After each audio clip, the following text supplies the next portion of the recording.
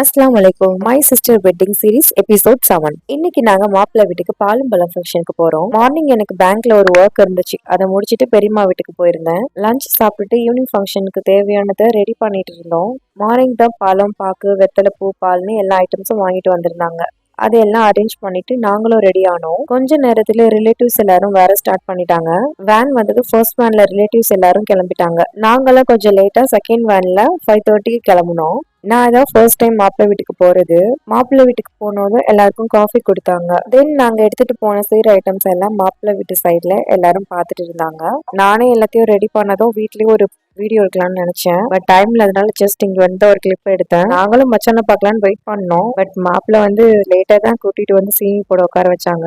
One by one எல்லாரும் சீனி போட்டாங்க. அண்ணன் சீனி போட்டதும் பிரைடு மாப்பிள்ளைக்காக வாங்கியிருந்த கிஃப்டையும் கொடுத்தாங்க. அப்புறம் என் பசங்களும் நானும் சீனி போட்டோம். மாப்பிள்ளை சுகர் கண்ட்ரோல்ல இருந்தாங்க போல.